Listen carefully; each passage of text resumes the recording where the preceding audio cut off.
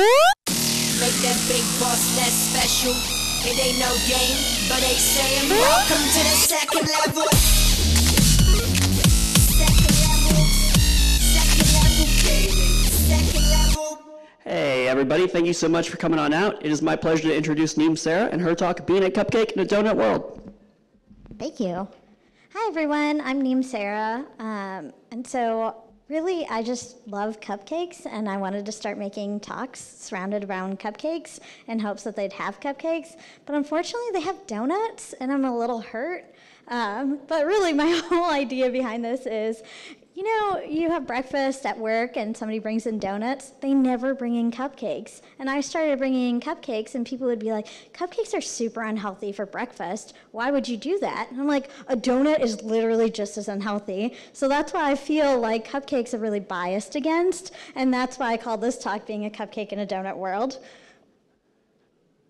Okay, so a little bit about me. I'm a software developer at Slalom. It's in town, it's in Clayton. In St. Louis, I'm the Women Tech Makers lead, so basically anyone who's a woman in technology. Google founded this program to kind of get people together. We do a whole bunch of events. It's really fun. You should come and see it. I created the St. Louis Techies Project, which is just about getting the stories of people in tech out to the world, because everyone thinks that St. Louis is like the Silicon Prairie instead of the Silicon Valley, and I want to show them that we have a lot of awesome people here. And if you want to follow me on Twitter, I talk about cupcakes a lot. Really, it should be Team Cupcake, but whatever. Okay, so let's talk about bias a little bit and the whole thing around our talk. Bias is really just a prejudice in favor of one person, group, thing, or idea over another person, group, thing, or idea. So pretty simple, right? And scientists kind of disagree at all times about how much information you take in at any given point in time. Some people say it's like 1 million bits of information. Some people say it's 10,000 bits of information. It doesn't really matter. You take in a ton of information, and bias just really helps you categorize all this information into patterns really fast.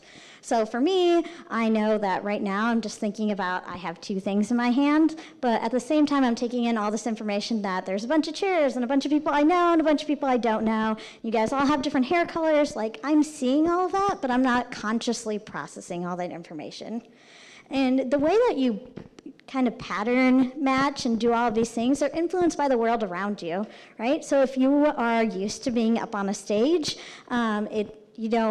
you're not consciously thinking about your heart beating really fast. But if this is your first time on a stage, then you're like, oh God, I can't breathe. This is all I can think about. So that's kind of how bias kind of forms. The things that you do a lot of times, you get really used to, you don't even think about it. If you think about your drive to work, most of you don't even remember all the billboards that you pass, because most of the time, I don't even remember my drive to work. You're just biased to kind of dump that information away because it's the same every single day. There are 2 types of bias: unconscious bias and conscious bias. So me, conscious bias, I'm super afraid of spiders. If I see a spider, I want it to die. And if there's a video game with spiders in it, I literally will never play it, even if my best friend wrote it. And that, I know, super biased against spiders. Unconscious bias, I've given this talk a couple of times, so this isn't as much of an unconscious bias for me, but for a long time, I wouldn't eat calamari and I wouldn't eat octopus, and I had no real reason behind it. And then somebody was like, it's probably because it has 8 legs, and anything with 8 legs kind of freaks you out. And I didn't realize that I had this pattern of being super afraid of spiders, and I just kind of took that pattern onto octopuses instead. I still don't eat calamari. It still kind of weirds me out, and I kind of think they're fried spiders on the inside, but that's just a whole other point. The focus of this talk is actually going to be on unconscious bias, and my whole thing behind this is most people are really good people, right? And they have all these biases, and they don't realize that they're hurting people around them, or they can kind of rationalize it away. And so we're going to focus on that side more than like those really evil, terrible people that are out in the world. And I like to tell the story of, I was at a Walgreens, and this guy told me to go back to Mexico or China. I couldn't decide. Apparently I look Mexican and Chinese. Or maybe he just doesn't know anything about what Mexican and Chinese people look like. But that wasn't like unconscious bias on his part, right? That wasn't even like nice bias that we can kind of explain away. And we're not talking about those kinds of people in this talk. Okay, so I talked a lot about unconscious bias. How do you know you have bias if you're unconscious about it, right? If you're not really aware of it? So researchers at Harvard in the 90s created this test called the implicit association test. And this test is all about how fast are you at pattern matching. So in this particular case, you have the tests around thin people and fat people, and you go through multiple iterations. The first iteration is it shows you good and bad words like happy, ecstatic, loving, and angry, hateful, evil, and you're supposed to sit there and you pattern match them. You're like, oh, good word, I'm gonna click something on the good word side. Bad word, I'm supposed to click something on the bad word side. And it kind of gets a baseline. It's like, okay, you're this fast at pattern matching. And then it shows you a bunch of pictures of thin people versus fat people and have you kind of categorize those two as well. And then the more complicated thing happens where it starts making you pattern match thin people, bad words, good words, and fat people all at the same time. And is it easier for you to always pattern match thin people and good words on one side, or is it easier for you to pattern match bad words and thin people? And that just kind of shows you a little bit like, oh, it's a lot easier for you to associate thin people and bad words, and that means you might be slightly biased towards that, or slightly biased against that, or really, really biased against that. And so I took this test when I was making this talk, and I actually so I was really biased in the test I took because I didn't want the test to tell me that I was biased, you know? So I picked one that was European Americans versus Arab Americans. And so my idea behind this was I went to a mosque growing up, and my best friends were this like trio of Afghani refugees, this half Pakistani, half Indonesian girl, and like some person from Texas, right? If we had a PBS special, like the four of us would be on this special being like the multicultural rainbow. And I was like pretty proud of myself. So I took this test and it told me that I was moderately biased against Arab Americans. And I was like, okay, cool. This test is bullshit. Like, I'm not biased against this. And I'm talking to my grandpa. My grandpa's like, laughing at me. He's like, you're totally biased against Arab Americans. When the TV has an explosion or a shooting, what's the first thought that you have? And my first thought is always, dear God, don't be another brown person. Please don't make it something that I grew up with, and please don't be this person again. And so he was saying that, and then around the same time, this guy at work was like, hey, you're super biased against brown people. I'm like, no, I'm not. And he was like, no, really? Like, maybe I look like one of your dad's friends or something, but you're nice to every single person, and then not me. You don't say hello to me. And I thought about it, and I was like, oh yeah, he kind of looks like one of my dad's friends, and I don't want to be friends with my dad's friends, so I was just completely unconsciously not being particularly mean to a person, but not being extra friendly to this person too. So after really reflecting on it a lot and trying to catch myself and doing all of this, now I feel like a bad person telling you all of this, like, hey, I'm sometimes really mean to brown people. But you know, these are the things that these kinds of tests kind of tell you. So if it tells you that you're moderately biased, just think about it for a little bit, because I know I got super defensive about it. But again, think about it and kind of see, hey, maybe is it telling me something that I wouldn't have necessarily been aware of? So 5 million people have taken this test. They found a lot of interesting things. So 70% of white people have a preference for other white people. Kind of makes sense. But then also 50% of black people also have a preference for white people. They've replicated this test in actually a whole bunch of different countries, and usually they find the same thing. The majority group has a preference for the majority group, and the minority group also has a preference for the majority group because that's what you see in television and video games. They're all the politicians, they're all the models, they're all, you know, the doctors and everything, and you just see them in all of these places. And so you start having more of a preference for them. You're like, oh, they look like they're really cool, so maybe I will start having a preference. And they see this as early as 3- and 4-year-olds. They've given dolls to little kids and asked them which doll they have a preference for. And over again, all of the little kids will have a preference for the white doll, for being prettier, for looking like people on TV. And so, again, this is kind of, it's not always people have a preference for white people in other countries, but it's always a preference for the majority group in other countries. Similarly, 76% of people have a preference for able-bodied people over people with disabilities. And 76% of people also more readily associate men with careers and females with families. Okay, so we're gonna kind of switch gears a little bit and talk about these two different terms. So you see my donuts and my cupcakes. I'm really proud of them. I drew them myself. It's the only time I've ever drawn.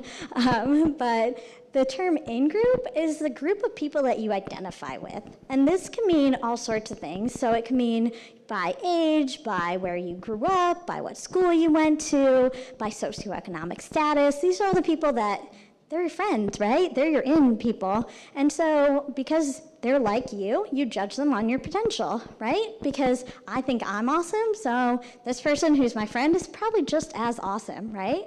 So that's kind of where your in-group kind of comes in. And then your out-group is the group of people that you don't identify with. And this could be for a variety of reasons. Maybe you've never seen someone like them. Maybe you don't understand their background as much. Maybe there's something that's just, your brain hasn't seen that pattern before, so your brain's kind of freaking out a little bit and like, reject, reject. They don't match any of my patterns, so maybe we won't be as friendly. Maybe we'll be a little bit afraid. And all of these people, you'll judge them based on their accomplishments. They kind of have to prove something to you, prove why they're good and why they should kind of be accepted. And the thing I like telling people is you can be a part of a lot of in-groups and a lot of out-groups. No single person is a part of all of the in-groups, right? And people kind of get defensive about this because they're like, oh, you're telling me I'm only the popular person. And everyone has a place where they don't feel like they belong. And so we all kind of feel that way, and it's perfectly fine. And then basically, I just wanted to talk about intersectionality a little bit in that the more out-groups that you have, the more disadvantaged you end up being. So, and these kind of have a compounding effect. And so when there's 2, 3, 4, 5 characteristics that are different about a person, that makes you end up kind of acting way more different towards a person. Okay, so why do we care about this? Most of the people here are probably creating something, right? And you want to create all of these awesome experiences for our super interconnected world, right? Before the internet time, it wasn't as big of a deal if you didn't relate to people who lived in Antarctica, if people live in Antarctica, right? But it wasn't that big of a deal. But now we're so connected around us, we want to make sure that the things that we're creating apply to everyone. Also, in your everyday life, somebody's perceived bias actually affects their feelings of self-worth, especially in your friend group. You'll start seeing this person start being a little bit more distant more and more, and you start recognizing like, oh, that thing that we've been making fun of somebody about, like that actually makes them feel like they don't belong. And if you're like me, you don't want anyone you know to not feel like they don't belong, right?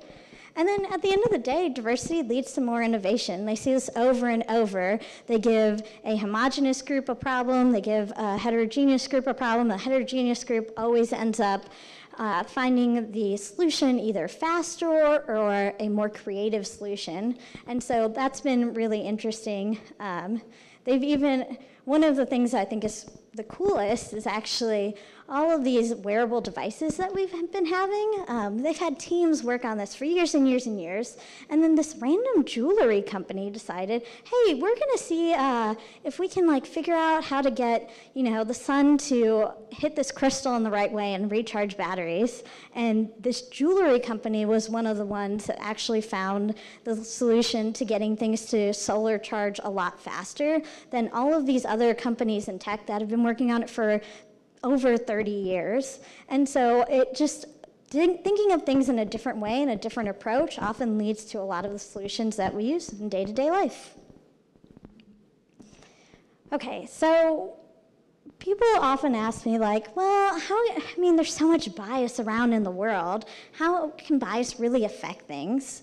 So researchers created this study. I'm making it cupcakes versus donuts. Really, they made the study that was Group A versus Group B, and in this, donuts could get rated from 1 to 101%, and cupcakes could only get rated from 1 to 100%. So really just 1% bias in there. They made a fake company, it had 8 levels. Level 8 is like your C level. Level 1 is like your entry level position. And they made the whole company 50% on each side. And every single iteration, 15% of the company kind of left or moved away or whatever. And then, so 15% of level 2 moved away. The highest achievers from level 1 got to move up to level 2 and kind of got promoted. And they only ran the study 20 times, so not really a lot of times. And they were like, oh, we'll see. Does this actually matter? Does it make a big difference? And what they see is a little bit of bias goes a really long way. Remember, this is 1% bias. And what we see is a lot of what we see on most of the companies, right? Your level 8, your C level, ends up getting more and more homogenous over time. And if you think about all the stuff that we're talking about with in-groups, if you think about it, you're at the C level and you're like, I don't want to interview these 500 candidates I don't really know, but I know my friend. My friend has the same background as me. They're pretty awesome. They would be great for this job. And people hear about it a lot of like the old boys club or whatever, or even with like Ivy Leagues where they're like, everyone from all of these Ivy Leagues know each other and they just give each other jobs. This is what happens at those upper levels. And that's not even taking in this 1% bias. So you can often see why companies get really skewed, especially towards the top. But then really, I just want to tell you about a real world example of bias. So this is like way back in 2006. I remember when the first iPhone came out and your lives were like, you weren't looking at this rectangular computer in your pocket all the time, right? So this is 2006, and they make the first YouTube app, and they find out 5 to 10% of videos are upside down. So does anyone have an idea of why this would happen?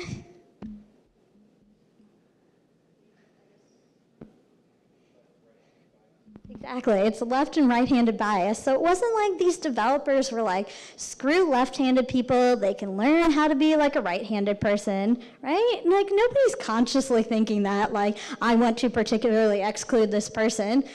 They just happened to have a whole group of developers that were right-handed and a whole group of testers that were also right-handed. And it wasn't until after they actually put this app out in the wild that they saw that 5 to 10% of these videos were upside down. And it actually took them a really long time to figure out, too. They went through line by line of code, and they were looking for the answer, and then somebody, again, outside of the project who wasn't as biased kind of came in and were like, oh, maybe it's this reason. We see this all the time, and at a lot of different companies. Google and Apple Photos, up until a couple of years ago, had problems of accidentally tagging darker-skinned people as apes and gorillas. And that was out in production, and that was something that happened on a regular basis. They still have problems with elderly women with really curly hair and poodles. That's like still a thing apparently. And there's like a really interesting Instagram that like does this with a lot of pictures, but these are all the biases that kind of come about, and nobody's intentionally putting it in, right? Again, we saw this with Snapchat. They gave out a filter, and they dropped in their stock instantly the next day because a lot of people felt really offended by the filter. Again, these are all the things, especially when you're making something that a whole bunch of people are using. You don't want to be on that side of having it blow up into a scandal and every single news outlet's like, how did they manage to put this out there, right? You want to try to avoid that, get as many people to look at it before, especially with all of the creation that everyone in this room is doing. You don't want that to happen. This is how we see a lot of things tank, honestly, because of all of this bias that they probably intentionally didn't put in there. Okay, so I'm going to move on to talk about some studies about the power of names. And this is really just to show you how ingrained bias is. So all of these studies are around, you have these identical resumes. The only thing that's different is the name that's on top. And they sent these resumes out, and they tracked the callback numbers, and they tracked the actual interviews that they got afterwards, and in like a metropolitan area for like an accountant position. So Again, people get kind of tripped up because they're like, well, I don't hire people. And this is only just telling you like how powerful a name on top is and how much you kind of deduce about a person. Okay, so in the first study, the only difference they put was a male name on top versus a female name.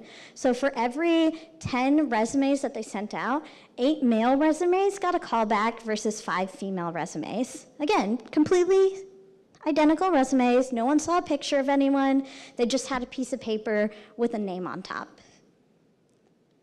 Similarly, when they did European-sounding names versus African-American sounding names, they got 6 out of 10 people recommended for hire if they had a European sounding name versus 4 out of 10 if they had an African American sounding name. So if you think about what I was saying before about outgroups kind of having this compounding effect, if you're an African American woman and you have this amazing resume that's just like a counterpart next to you, you're way less likely to be hired literally based on your name and nothing else about you, nothing that somebody has seen, nothing about how they've met you. You just don't even get a chance in the first place.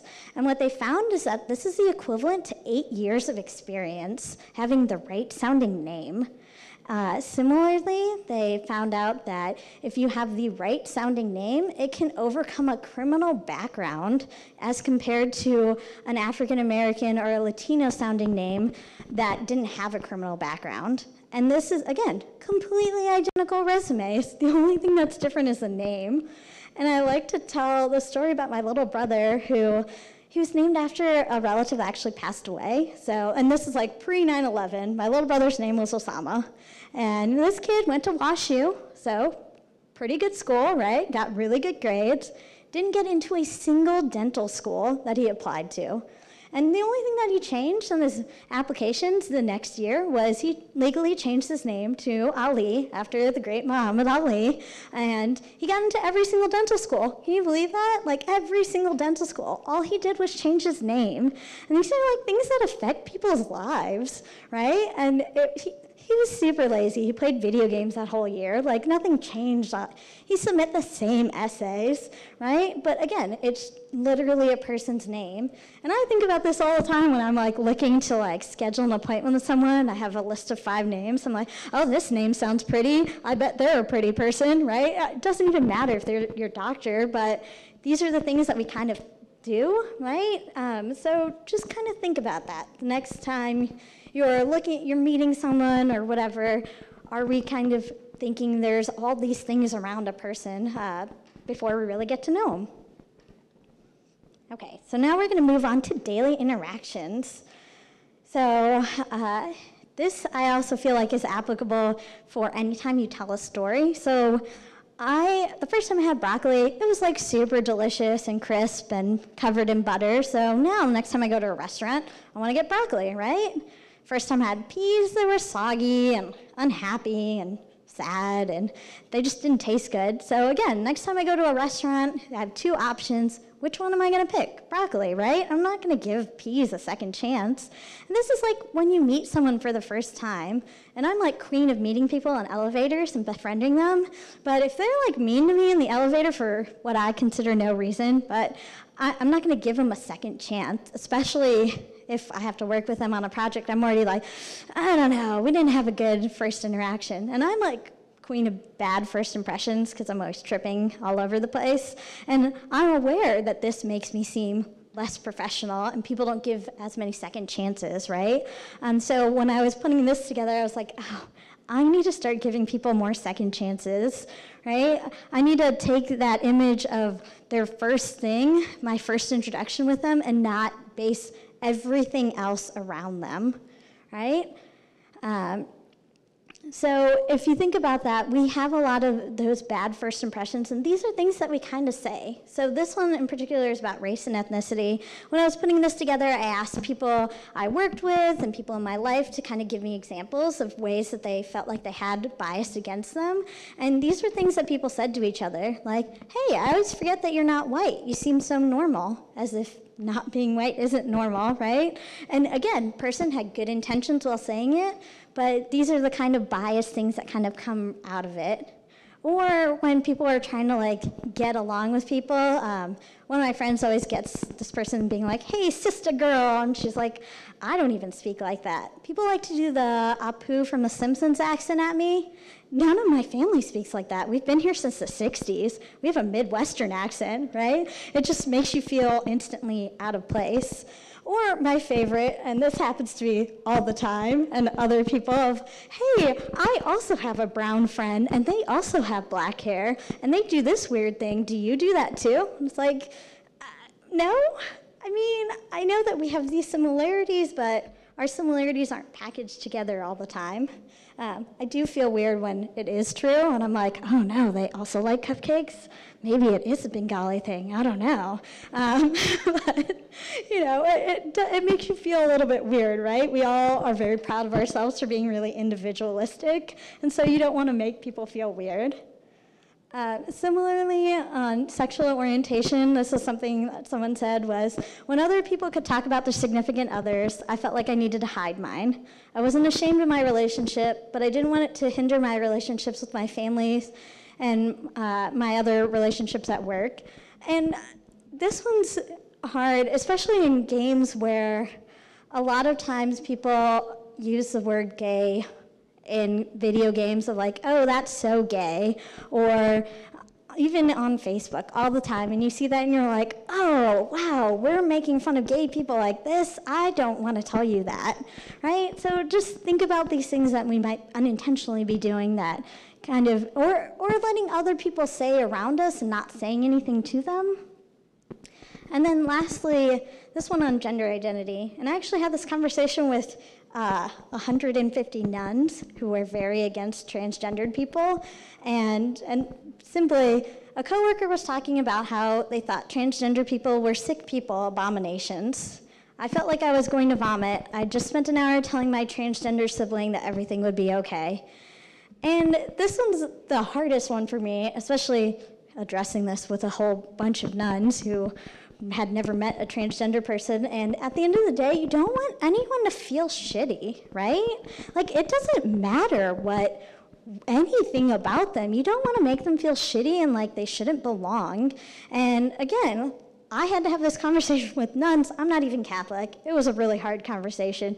There was a lot of crying from my part and their parts, but at the end of the day, we want everyone to bring our community together and being nice to each other. There's enough hardness in the world that we don't need to constantly be making other people feel like they're not included. So there's a whole bunch of things that we could be biased about, a whole bunch of things. I can go on and on about this for days. I probably should check my time. But really, these are all things that we should think about in anything that we're creating, any engagement that we're having with our friends and our family. One of the things I like to kind of point out is invisible illnesses. And this one's hard because I like struggle with things, and then people are like, but normally you're so happy all the time. Why can't you just be happy right now? Obviously, if I could choose to be happy, I would 100% every single day choose to be happy. You don't want people to feel extra bad about it when they can't choose to be happy, right? Or when they come to work and they're having a really bad day. We don't need to be that person who makes it even worse, right? We all have bad days, so let's just be empathetic about it and literally ask people, what can I do to make you feel better? And then try to do that, right? Super simple. Yeah, I can go on and on about this.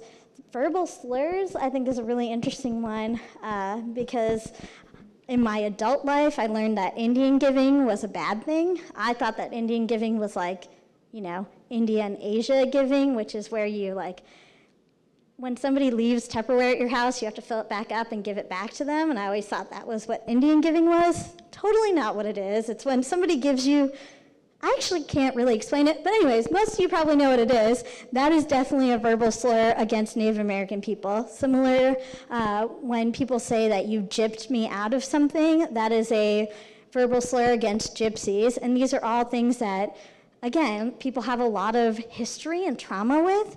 We can just eliminate those words out of our vocabulary and use other words, right? Yeah. Okay, so former President George W. Bush, who I've recently been missing said, too often we judge other groups by their worst examples while judging ourselves by our best intentions.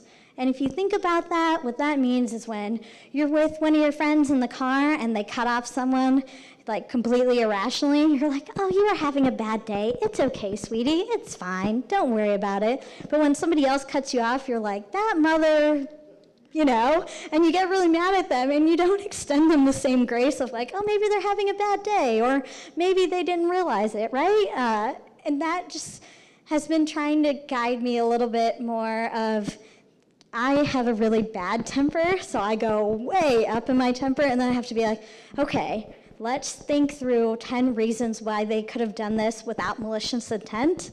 And I don't even get to 10 reasons. I get to like 3 reasons, and I'm usually like, okay, it's okay, right? So start thinking about different things of why someone would do something without actually meaning it in the meanest way. Okay, so how does this relate to games, right? We're all here at Pixelpop, and actually I looked through, I wasn't here yesterday, I'm a bad person, but the agenda was amazing, and so many people talked about different ways that they wanted more representation in games. And the common theme around a lot of different game conferences is you want everyone to play your game, right? That's how your game gets super popular, and like you become the next like Zelda, right? Everyone's playing your game. That's awesome. So again, if you're making your villain somebody with like slanted eyes to look like a Chinese samurai, do you think people in China want to play a game where they're villainized? I don't know. Think about that. So again, you want everyone to play your game, and a lot of the things behind making it applicable to everyone is hitting a lot of those notes that we all care about. We all want to be loved. We all want to explore things. We all have a sense of adventure. Think about those things that are, you know, shared amongst everyone and try to make your games like that. You also want everyone to have a safe time playing, and this one's hard because you could put something out in the world and then decide that you have no responsibility over it, right? And be like, oh, well, they played that game in a completely wrong way and they bullied this person. It's not my responsibility. Whose responsibility is it, right? I personally don't know. I don't know how far you get into it, but you don't want to be responsible for creating something that makes people feel really shitty, right? At the end of the day. So try to figure out where your responsibility lies and what you want to kind of avoid. Maybe it's having a code of conduct or saying, hey, in the chat, if you start using racist terms, you can't play this game anymore. Things like that. And then, interestingly, I read a whole bunch of studies about augmented reality and how women and children actually have a harder time playing it because all of the headsets are really calibrated towards someone who's like 5'8" and way taller than me. And so I always thought it was a me thing that I got motion sick while playing it. They found out after doing a lot of iterations of it that people of different heights actually have a really hard time because it's just not calibrated towards them. So that's the kind of thing that you need to think about. You're making this cool new technology. Let's make sure it kind of works for everyone. So what should you think about with your games? Like I said before, do your villains stereotype a particular group? I personally don't watch any movie or TV show that has an Arab as a terrorist because I feel like that's so overplayed. And so that's something that's a me thing, but a lot of people feel discluded by that. Do your characters look and act like real people? One of my favorite calendars is actually this fantasy author who distorts his body in weird ways to be like females on book covers. And he's like, this one's like literally impossible to do. No person can twist their body and look like this. Do your characters in your games do that, right? Do they look like real people? It's totally fine if they're aliens, then, you know, make them look like an alien. But if they're not a realistic looking person, you're probably making someone feel kind of weird. And then what's the story that you're telling, right? At the end of the day, we're all trying to tell some kind of story here. And you need to know what your story is and what people are getting out of it. And if your story is, hey, we're racing 2 cars and people are having fun because they're playing Mario Kart and somebody wins, totally fine. But you need to be aware of what the story is before you put it out. And then there's all sorts of games for good in my mind. And actually, like, I was walking around the area, and there's a lot of games that really fall into this category. So I can highlight a couple of them. Path Out, if anyone's played that. I played that a little bit. And it's just hilarious because this guy made this video game about, I think 3 of these are actually about refugees leaving. And Path Out was actually amazing because as he's leaving, there's like camels in the street. And then a little video cameo comes and he's like, guys, this is such a stereotype. There aren't camels in the street everywhere. And so it's just funny to play, right? He has this whole story, but at the same time, he's like kind of poking fun at all these different stereotypes. This War of Mine kind of came across because there's so many games about fighting battles and everything. And this War of Mine is about what happens when your family's in the middle of the war and you can't go anywhere, right? You're scrounging for medical supplies and just trying to stay alive. And that one's super intense, but gives a kind of different spin on it. The one in that top corner is called Bury Me, My Love, which is, if you translate it into Arabic, it's like a phrase that people say of like safe travels somewhat. And it's just a chat game. You're chatting with someone who's literally leaving the country, and they're like, in this particular one, they're like, oh, the bus is late. And you have all these different responses that you can say and kind of guide your family member as they're leaving somewhere. And it's fun because, you know, it's chatting at the end of the day, right? I love chatting with someone, and I love these kinds of chat games. And so this one was just really interesting because it gives you an interesting view into someone else's life. Papo and Yo is heartbreaking for me. So the monster is an alcoholic father and who does so many fatherly things, and the son is just trying to get a lot of make their father proud and do all these little side quests to help their father, but also make their father proud. And this monster's doing all these fatherly things too, so you can't be super mad against this father figure, right? And then that Dragon Cancer is about a family's journey through their son having terminal cancer. And then lastly, Buffalo is actually an interesting, fun game that we just started playing where there's 2 different groups of cards, like astronaut, physicist, superhero, and then the other one is a bunch of modifiers like gay, multiracial, man, or whatever. And the aim of the game is that every time you have one of those sets, you have to say someone in real life or in TV, and you kind of start to realize you're like, oh, snap, I don't know a multiracial astronaut. I don't. I probably should have used a different example when I said that before. But you start to realize, like, oh, I don't know this. Let me think on this more. Okay, so right now you're probably feeling like this, right? You're like, oh, shit, you just made me feel like I'm a super biased person. That sucks. I apologize. I also feel like this all the time, especially when my husband, whose favorite thing in the world is to point out how I'm biased, since I do this talk, he's like, hey, you're being biased. And I'm like, God damn it, I am being biased right now. But one of the things I wanted to say to everyone is learn how to apologize sincerely. We are all biased. We all do bad things sometimes.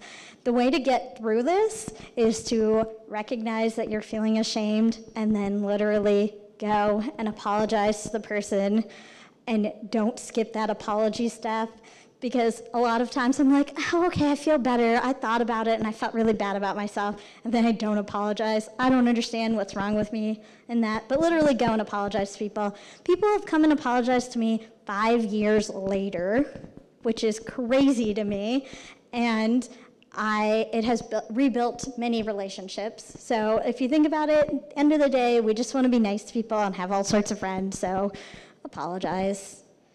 And then lastly, this one's my favorite rainbow-colored slide, but what can you do? And there's actually a lot of things that we could start doing today to combat bias. And so the first one is, when you're talking to someone and they're telling you a story where they feel like they were biased against, listen to them. Don't interrupt them. Don't tell them what they should have done differently. Believe them and acknowledge that this thing happened. All the time people say, oh, that's crazy. Are you sure that happened? And that, even if you don't believe it, it's usually you're saying that because it isn't matching your patterns, right? You're like, oh, why would somebody do that? I would never do that. You want to tell your friend that you believe them and you know that this thing happened, because the number of times that they've heard somebody kind of disbelieve them, even if it's a little bit by just saying, oh, that's crazy, yeah, I know it's crazy, but it still happened to me, right? Literally listen and say, I understand that happened to you. Thank you for telling me that, right? Because these are vulnerable stories about ourselves. And I don't like going and telling people like, hey, someone was really mean to me because I'm brown, right? It just feels weird and everything around that. Next, challenge and counter stereotypes. And I don't mean pick a fight on Facebook with somebody you don't know, right? That doesn't get anyone anywhere, and for whatever reason, we're all like, yeah, I'm gonna argue back and forth on Facebook with this person. No, do this when you see your whatever uncle say something really like negative and, you know, a terrible stereotype. My family has a ton of stereotypes, which is crazy because I'm always like, man, minorities also have crazy stereotypes. They make fun of my husband for being white all the time. It's definitely a stereotype, and I have to literally tell my grandparents why it's not okay. I obviously don't want to have this conversation. It's a hard conversation to have, but you need to start doing this, especially in front of little kids, because you start breaking the stereotypes early, right? My family, the entire time, had the stereotype against a particular group of people. As an adult, I found out I still had the stereotype, even though I didn't consciously buy into it. So start doing it in front of kids. Be aware and understand the impact of your bias. And again, this is where you see all these things where people are like, oh, I have no idea why that little kid got bullied and then commit suicide. This is literally affecting people's lives, right? When you're like, oh, it wasn't my child that bullied them. They weren't saying anything, right? It's all these things. Start doing this with your children. Start doing this in person, at work, because you don't want to be part of the bigger group that is making someone feel bad.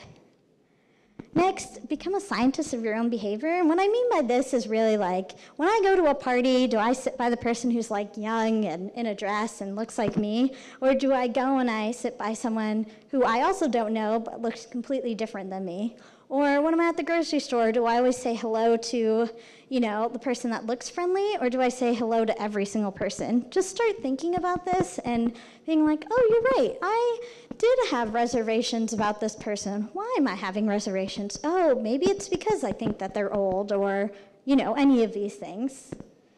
And then assess your relationships with outgroups. And that, I like to say the story of, after the election, my grandpa was like, you know what, we're now friends with the gays and the lesbians. You need to go and get a gay and a lesbian person in your friend group.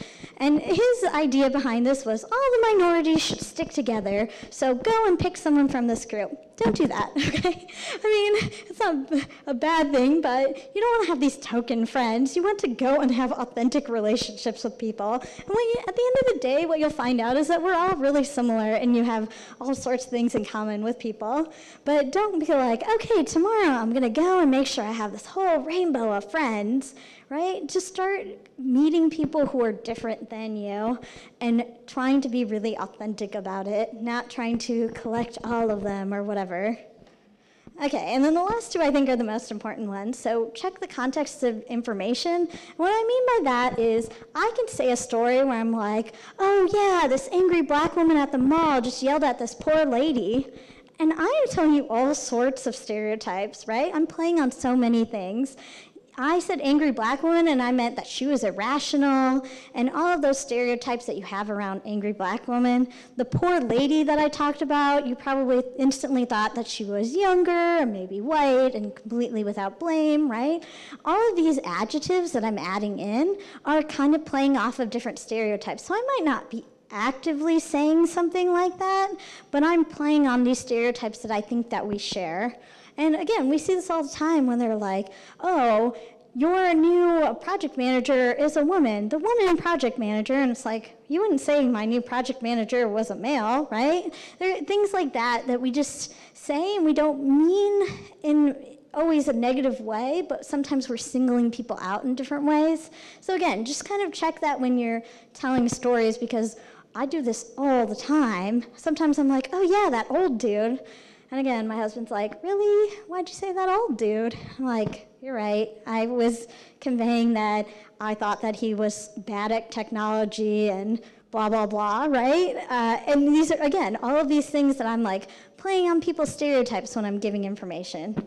And then at the end of the day, be an active bystander. And what that means is when you see one of your friends get hurt, say something, right?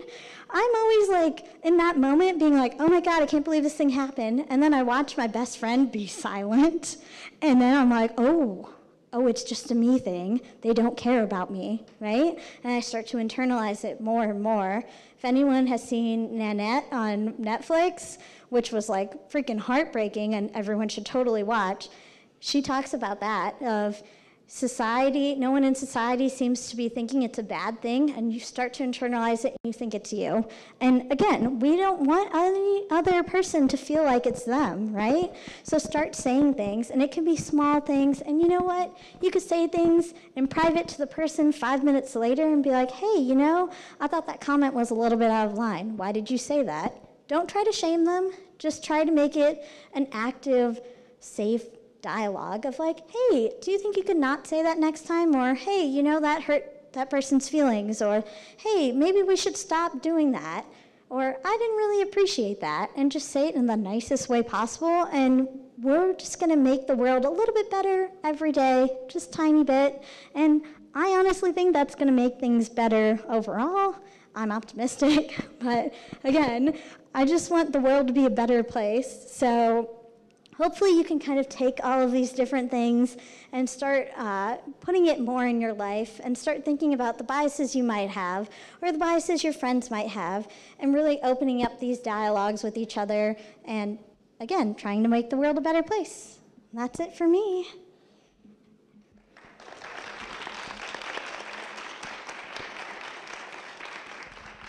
Does anyone have any questions? We have like 5 minutes. Yes, Garrett?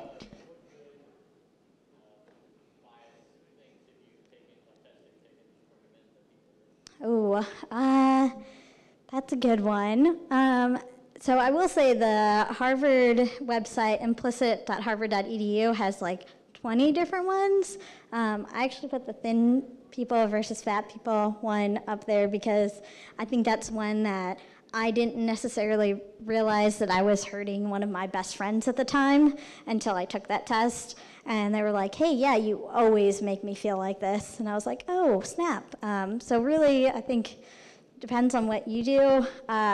Google actually did a ton of bias training, and they do this at workplaces and at conferences all the time. Their website is rework.google.com, and they have a ton of resources in different ways, different little challenges that you can do by yourself or as a group to really just make yourself a better person.